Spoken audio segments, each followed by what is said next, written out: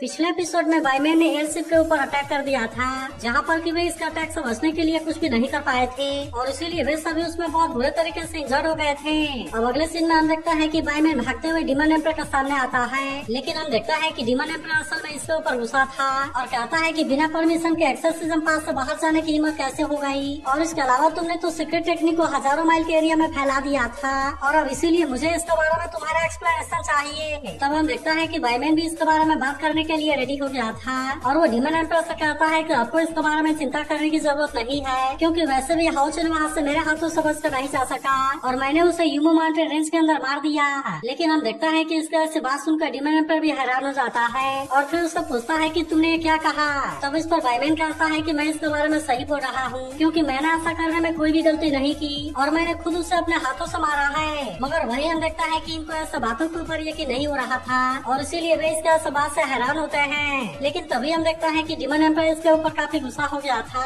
और इसीलिए वो अपने डिमोनिक ड्रैगन का यूज करके इसे सबक सिखाने वाला होता है। तब हम देखता है कि इसके वजह से बायमैन की हालत भी खराब हो गई थी, क्योंकि उसे कुछ भी समझ में नहीं आता कि आखिरकार उसने किया क्या है। मगर वही हम देखता है कि डीमन एम्परर इस पर काफी गुस्सा था और ऐसा लग रहा था कि वो इसे मार भी देगा। तभी हम देखता है कि मून डीमन को अगेरस को इसके बारे में चिंता होने लगती है और इसीलिए वो डीमन एम्परर से इसे छोड़ देने के लिए कहता है। तब हम देखता है कि डीमन एम्परर आखिरकार इससे बात मानने के लिए रेडी हो गया था और अब इसीलिए वो इसे छोड़ देता है और कहता है कि तुम फिर से कभी मेरे सामने ना आना। मगर वही हम देखता है कि डिमोनिक ड्रैगन अभी भी शांत नहीं हुआ था और इसीलिए बायमैन अपने पावर का यूज करके इसे रोकता है। वही हम देखता है कि डीमन एम्परर अभी भी ऑस्टिन ग्रिफिन के बारे में पता लगाना चाहता था, इसीलिए वो मजाक से कहता है कि तुम फिर से अपने प्रेडिक्शन का यूज करो, क्योंकि मैं चाहता हूँ कि ऑस्टिन ग्रिफिन के बारे में कोई भी गलती ना हो। तब हम देखता है कि मजाक की पावर वैसे तो पहले से ही काफी कम हो गई थी, लेकिन फिर भी वो इसकी बात मानकर प्रेडिक्शन करने के लिए रेडी हो जाता है। वही अगले सीन में हम देखता है कि हाउचन के साथ में कोई सीनियर होते हैं जो कि उसे वहाँ से बचा कर ले जा रहे थे। तभी हाउचन इससे पूछता है कि क्या सच में आप इस तरह से डीमन से छुप सकते हैं। तब इस पर वो सीनियर से कहता है कि साथ तुम्हें लॉ के पावर के बारे में पता नहीं है, क्योंकि ये बिल्कुल ड्रीमी शैडो के जैसे होती है। अब इसी वजह से हम देखता है बायमैन को लग रहा था कि उसने हाउचन और उसके साथियों को मार दिया है और इसीलिए वो इस बात से काफी खुश हो गया था।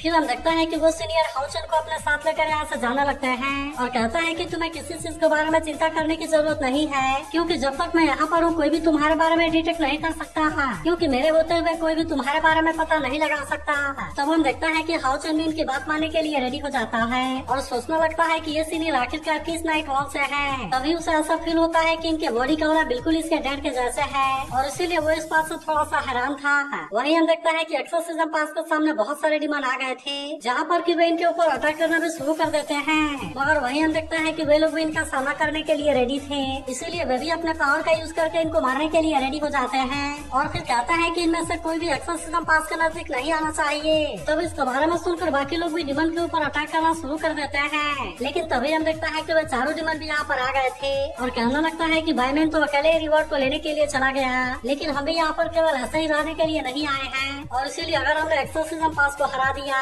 तो फिर ये चीज भी हमारे लिए बहुत बड़ी अचीवमेंट होगी और फिर डीमन एम्परर हमें भी इसके लिए रिवॉर्ड दे सकते हैं। अब इसीलिए हम देखता है कि वह चारों भी यहाँ अटैक करने के लिए रेडी हो जाते हैं। तभी हम देखता है कि हाउचन भी सीनियर के साथ में आ गया था, जो इनको देखता ही कहता है कि ये तो यहाँ पर भी आ गए और इसीलिए ऐसा लगता है कि एक्सोर्सिज्म पास डेंजर में है। लेकिन तभी वो सीनियर से रोकते हुए कहता है कि तुम्हें इसके बारे में चिंता करने की जरूरत नहीं है, क्योंकि असल में यहाँ पर डेंजर में हम नहीं बल्कि वो है। फिर हम देखता है कि वो सीनियर हाउचन को पहनने के लिए एक मास्क देते हैं और फिर वो तुरंत अपने पावर का भी यूज करके अटैक कर देते हैं, जहाँ पर कि उन चारों डिमन के अलावा और कोई इनके सामने कुछ नहीं कर पाता है। फिर हम देखता है कि वो चारों डिमन इस तरह से पूरी तरह हैरान होते हैं और फिर कहने लगता है कि आखिरकार ये कौन है जिसने कि इतने सारे डिमन को केवल एक ही अटैक में मार दिया। वही हम देखता है कि खुद एक्सोर्सिज्म पास के लोग भी हैरान होते हैं और वे सभी कहने लगता है कि आखिरकार यहाँ पर क्या हुआ और वो कौन है जिसने कि हमें बचाया है। वही हम देखता है कि सीनियर और हाउचन चारों डिमन का भी सामना करने के लिए रेडी हो गए थे, जिससे देख वो चारों डिमन भी इन पर अटैक करने के लिए रेडी हो जाते हैं और कहता है कि हमारे ऊपर पीछे से अटैक करने की हिम्मत कैसे हो गई।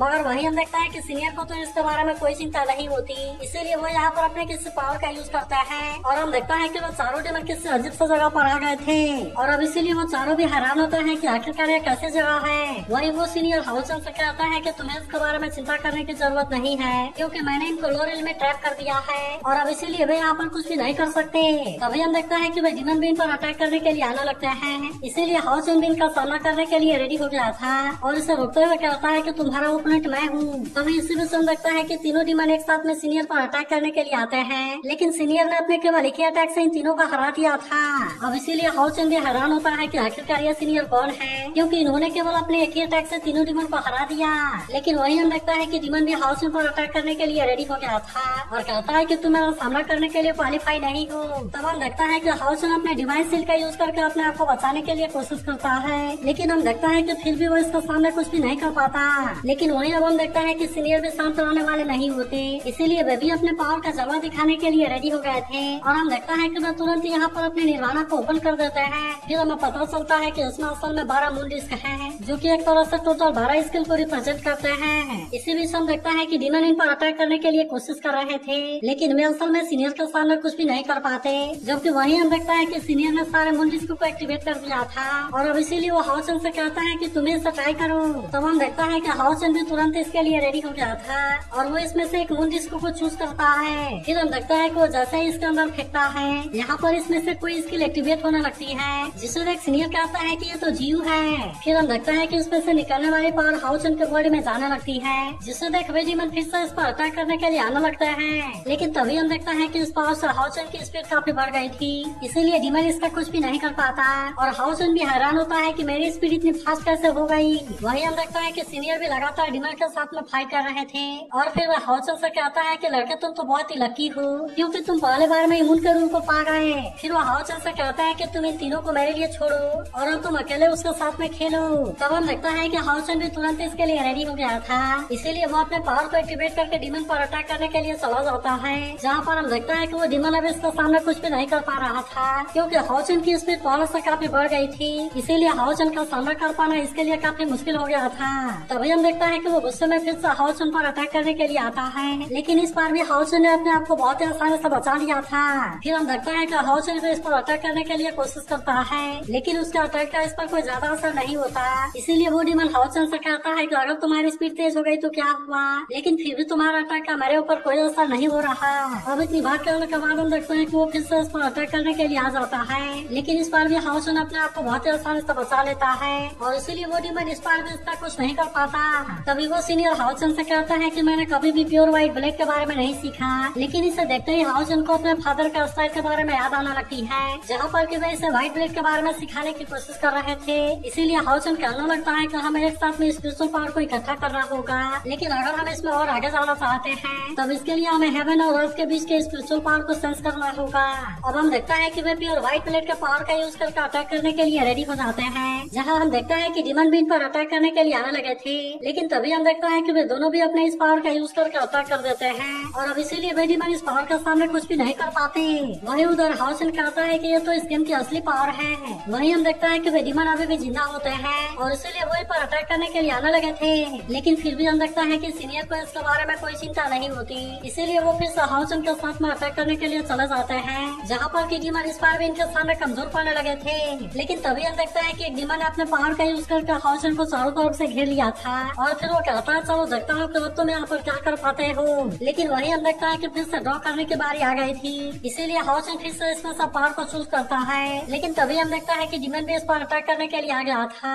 इसीलिए हाउचन भी अपने डिवाइन सील का यूज करके इसे रोकता है, जहाँ पर कि वो डीमन इस बार भी इसके सामने कुछ नहीं कर पाता। तभी हम देखता है कि हाउचन को फिर से वही स्पीड वाली पावर मिली थी, जिससे देख वो डीमन गुस्से में इस पर अटैक करने के लिए आता है, लेकिन फिर भी हम देखता है कि हाउचन ने इसके अटैक को बहुत ही आसानी से रोक दिया था और अब वो इसके ऊपर भारी भी पड़ने लगता है। वही हम देखता है कि बाकी डीमन को भी यहाँ कुछ भी समझ नहीं आ रहा था, इसीलिए वो कहने लगता है कि ये तो काफी अजीब है, क्योंकि यहाँ लेवल 7 वाला भी हमारे ऊपर भारी पड़ रहा है, लेकिन फिर भी हम देखता है कि वे इतना आसानी से हार मानने वाले नहीं होते और इसीलिए इसमें से लेडी डीमन अपने पावर का यूज करके हाउचन पर अटैक करती है, लेकिन हम देखता है कि हाउचन ने अपने पावर से इसके भी अटैक को बहुत ही आसानी से रोक लिया था, करने की कोशिश की थी, लेकिन हाउचन ने भी इसके अटैक को बहुत ही आसानी से रोक लिया था। तभी दूसरा डीमन भी कहता है कि अब तो मेरे पावर को देखने के लिए रेडी हो जाओ और हम देखता है कि वो भी अपने पावर का यूज करके हाउचन पर अटैक करने के लिए कोशिश करता है, लेकिन हम देखता है कि हाउचन ने इसके भी अटैक को बहुत ही आसानी से रोक लिया था और इसीलिए वो डीमन भी हाउचन का कुछ नहीं कर पाता। फिर हम देखता है कि वे इस बात से पूरी तरह हैरान हो गए थे और उनको समझ में नहीं आता कि इतना पावरफुल कैसे हो गया।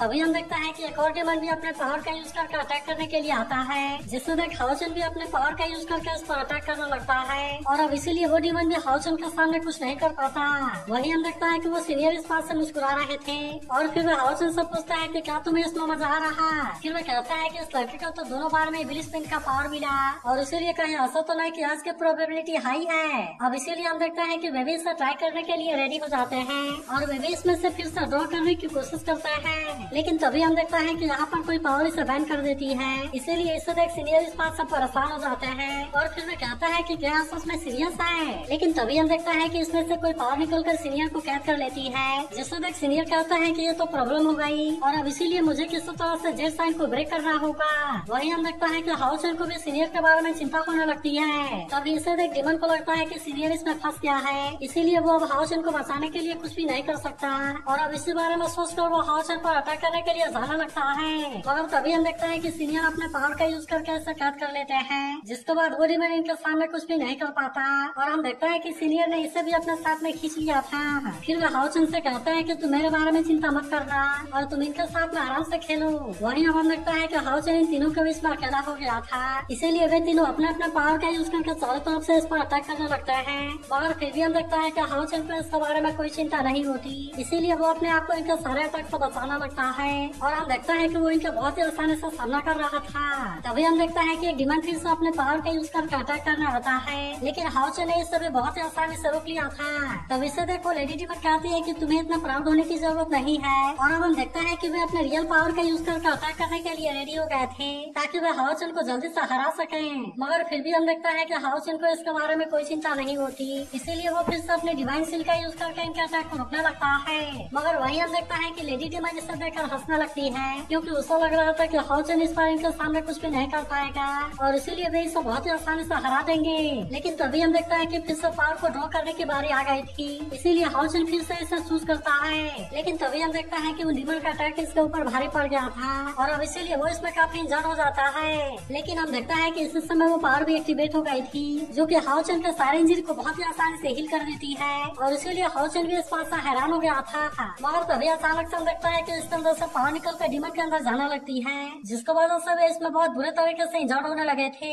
इसीलिए हम लगता है कि वे सभी भी इस बात से काफी हैरान होते हैं और इनको समझ में नहीं आता कि इसीलिए वे सभी हैरान होते हैं कि इनके द्वारा की गई इंजरी फिर से इनके पास में क्यों आ रही है और आखिरकार इसने किस तरह के रूल को क्रिएट कर दिया। लेकिन तभी हम देखता है कि हाउचन भी पूरी तरह से रेडी हो गया था, इसीलिए वो भी अपने पावर को एक्टिवेट कर लेता है और अब वो सीधे इन पर अटैक करने के लिए आ गया था। जिसके बाद हम देखता है कि वो डिमन इसे रोकने के लिए कुछ भी नहीं कर पाता, इसीलिए हाउचन ने इस बार इसे बहुत ही आसानी से हरा दिया था और आखिरकार वो इसे मारने में भी कामयाब हो जाता है। मगर तभी हम देखता है कि सीनियर भी डिमन को पीटते हुए बाहर आ गए थे और फिर वह हाउचन की तारीफ करता है कि तुमने बहुत अच्छा किया। तब इस पर हाउचन कहने लगता है मैंने ऐसा उम्मीद नहीं किया था कि सीनियर का लो पावर इतना खतरनाक होगा, क्योंकि इसने तो यहाँ पर मुझे ऐसी एबिलिटी दे दी है जिसका यूज करके मैं डिमन को बहुत ही आसान संभाल सकता हूँ। लेकिन वो हैरान होता है कि आखिरकार ये सीनियर है कौन, क्योंकि ये तो लो पावर को बहुत ही आसानी से यूज कर रहे हैं और इसीलिए कहीं ऐसा तो नहीं कि लेवल 9 वाले नाइट है जिनके पास में लो की पावर है। मगर तभी हम देखता है कि हाउचन का मास्क टूट गया था, जिसे देख वे डिमन हैरान होते हुए कहता है कि तुम तो अभी तक भी जिंदा हो और इसीलिए ऐसा लगता है कि तुमने अपने डेथ के बारे में फेंक किया। फिर हम देखता है कि वे तुरंत इसके बारे में डिमन एम्पर को बताने के लिए रेडी हो जाते हैं, इसीलिए हम देखता है कि वे सभी अपना अपना पावर को रिलीज करने लगता है ताकि वे डिमन एम्पर को इसके बारे में बता सके। लेकिन हम देखते हैं कि सीनियर इसमें कामयाब नहीं होने देना चाहते थे, इसीलिए वे भी अपने किसी पावर का यूज करने के लिए रेडी हो जाते हैं और कहता है कि तुम्हें से कोई भी यहाँ से बच कर नहीं जा सकता। फिर हम देखता है कि वो जैसे ही अपने पावर को रिलीज करने लगता है तब इनमें से कोई भी डिमन इनका पावर के सामने कुछ भी नहीं कर पाता और हम देखता है कि उन सबके पावर बहुत ही आसानी से रुक गई थी। लेकिन तभी हमें पता चलता है कि ये पावर असल में कुछ और नहीं बल्कि डिवाइन सिस्टम की पावर है, जिसे देख वे डिमन भी पूरी तरह से हैरान हो गए होते हैं, क्योंकि इनको इसके बारे में कोई भी अंदाजा नहीं था और इसीलिए वो समझ जाता है कि वे यहाँ पर बहुत बुरे तरीके से फंस गए हैं। वहीं हम देखता है कि डिवाइन सिस्टम पूरी तरह से एक्टिवेट हो गई थी, इसीलिए वो सीनियर इसको तरफ आते हैं और वो इस पर बैठते ही अपने ऑर्डर वाले पावर का यूज कर देते हैं। वहीं हम देखते हैं कि हाउचन भी इस बात से हैरान हो गया था और कहता है कि ये तो लॉ एंड ऑर्डर वाली डिवाइन सिस्टम है। वहीं हम देखते हैं कि सीनियर ने अपने पावर का यूज करके सारे डिमन को बहुत ही आसानी से कैद कर लिया था, जहाँ पर वे डिमन अपने आप को आजाद कराने के लिए कुछ भी नहीं कर पाते और वे कहने लगता है कि तुम्हारे पास में तो डिवाइन सिस्टम है। मगर वही हम देखता है कि सीनियर को तो इसके बारे में कोई चिंता नहीं होती, इसीलिए वो अपने फर्स्ट ऑर्डर वाले पावर का यूज करके अटैक करने के लिए रेडी हो जाते हैं। तब हम देखता है कि डिमन भी इस पर से काफी हैरान हो गए थे और अब इसीलिए भी इसका पावर के सामने कुछ भी नहीं कर पाते। अब इसीलिए हम देखता है कि सीनियर ने अपने इस पावर से इनको बहुत ही आसान से मार दिया था, जिसके बाद हम देखता है कि उनके अपने डिमोनिक क्राउन यहाँ से भागने के लिए कोशिश करते हैं, लेकिन फिर भी हम देखता है कि वे सीनियर के हाथों से नहीं बच पाते और इसीलिए सीनियर इनको बहुत ही आसानी से डिस्ट्रॉय कर देते हैं। फिर वह कहने लगता है कि वैसा तो लो की पावर अच्छी है, लेकिन फिर भी ऑर्डर की पावर मेरे लिए ज्यादा सुटेबल है। फिर हम देखता है कि वह तुरंत हाउचन के सामने आते हैं और कहते हैं कि तुम बहुत ही लकी हो। फिर वह कहते हैं कि तुमने मेरे 3 लोग को कंप्लीट कर लिया और अब इसीलिए तुम तो 3 डीमन के साथ में फाइट कर सकते हो। इसीलिए मुझे लगता है कि अगर तुमने सारे 12 ड्रॉ को कंप्लीट कर लिया तो फिर पता नहीं तुम क्या कर सकते हो। लेकिन फिर वह कहता है कि शायद मुझे इसके बारे में ज्यादा नहीं सोचना चाहिए। तभी हम देखता है कि हाउचन इनको बीट करता है, जिससे देख सीनियर इसे अपने सामने घुटने टेकने के लिए कहते हैं। तब इससे देख हाउचन को यह बात काफी अजीब लगती है, जिसके बाद वो सीनियर से बताते हैं कि तुम इसके बारे में चिंता ना करो, क्योंकि असल में मैं तो तुम्हारा ग्रैंडपा हूँ। तब हम देखता है कि हाउचन भी इस बात से पूरी तरह हैरान हो गया था और फिर वो कहता है कि क्या सच में। वही वो दोनों देखता है कि प्रेडिक्शन करने से मजाक की पावर काफी कम हो गई थी, इसीलिए इसे देख अगेरस को इसके बारे में चिंता होने लगती है। तभी मजाक डीमन एम्पायर से कहता है कि आपकी फीलिंग सच में पूरी तरह से सही है, क्योंकि इंसानों ने हाउचन को छुपा लिया था। यह सुनकर अगेरस पूछता है कि क्या सच में। तब इस पर मजाक बोलता है कि मैंने तो इसके लिए अपने आधे लाइफ को खत्म कर दिया और इसीलिए मुझसे इसके बारे में कोई भी गलती नहीं हो सकती। तभी हम देखता है कि अगेरस इस बात से काफी गुस्सा हो गया था और वो डीमन एम्पायर से कहता है कि आप मुझे इसके लिए परमिशन दीजिए ताकि मैं आर्मी का यूज करके इंसानों पर अटैक कर सकूं। मगर तभी हम देखता है कि मजाक उसे ऐसा करना शुरू करता है और कहता है कि मेरे प्रेडिक्शन के हिसाब से ये इसके लिए अच्छा टाइम नहीं है। तब इस बारे में सुनकर अगेरस और ज्यादा परेशान हो जाता है और कहता है कि तुम्हारा मतलब है कि इंसानों ने भी अपने खतरनाक आर्मी को छुपा रखा है। तब इस पर मजाक इसे बताता है कि हाँ तुम्हारी बात सही है, लेकिन अगर फिर भी फायर कलर ने उनके साथ में कम्पीट किया तो इस बात का ज्यादा चांस है कि दोनों पार्टी का बहुत ही ज्यादा लॉस होगा और इसीलिए शायद यही वजह है कि उन्होंने हाउचन को छुपा रखा है। लेकिन फिर भी अच्छी बात यह है कि वे बहुत ही जल्द गायब होने वाले हैं, इसीलिए मुझे नहीं लगता कि वे 10 साल से ज्यादा टाइम के लिए रह पाएंगे और फिर भी हमारे क्लैन के लिए कोई भी खतरा नहीं होंगे। और इसीलिए मसाकिन से कहता है कि हमें सही टाइम का वेट करना होगा। और अगर बात रही हाउचन की तो इसके बारे में कोई भी चिंता करने की जरूरत नहीं है, क्योंकि वो तो जरूरी हमारे डीमन एम्पायर का हाथों मरेगा। मगर वही हम देखता है कि डीमन एम्पायर अभी इसके बारे में कुछ नहीं बोलता। फिर अगले सीन में हमें law and order divine seal throne के बारे में बताया जाता है, जहाँ हमें पता चलता है कि इसके पास दुनिया के हर एक चीज को डिफाइन कर सकती है। लेकिन इस डिवाइन सील थ्रोन के पास में 2 पावर है और वे मून के पोजीशन के हिसाब से रैंडमली सेलेक्ट होते हैं।